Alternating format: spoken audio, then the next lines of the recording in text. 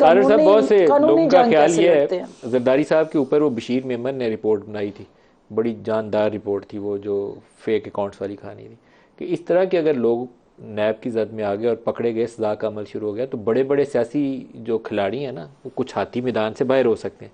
आपको ऐसा है अंदेशा? देखिए, नैब की जो तरमीम है, उनको अगर पूरा रिस्टोर कर दिया जाता और आ दी जाती हैं और वो जो ओरिजिनल ऑर्डिनेंस था उसको बहाल कर दिया जाता, तो लाडले का बहुत नुकसान होता, अभी भी हो रहा है। मगर वो 90 दिन का रिमांड आ जाता, इन्वेस्टिगेशन प्रोसेस ज़रा आसान हो जाता, वो नहीं किया गया। बंदयाल साहब एक स्पेसिफिक माइंड सेट के साथ ये काम करके गए हैं। इवन देन मैं ये समझता हूँ कि जो पॉलिटिकली मोटिवेटेड केसेस थे, खबर बन गई है कि जी केसेस आ गए, आज पूरा दिन मीडिया की कैमरास दिखाते रहे हैं कि जी वो वैन्स के अंदर जो है वो दर्जनों फाइलें जा रही हैं, कोर्टों में जमा हो रही हैं। देखिए, इन फाइलों के अंदर क्या है, इनके अंदर ज़्यादातर सियासी इंतकाम पर मबनी और जो इमरान खान साहब की विक्टिमाइजेशन थी उस पर मबनी केसेस हैं।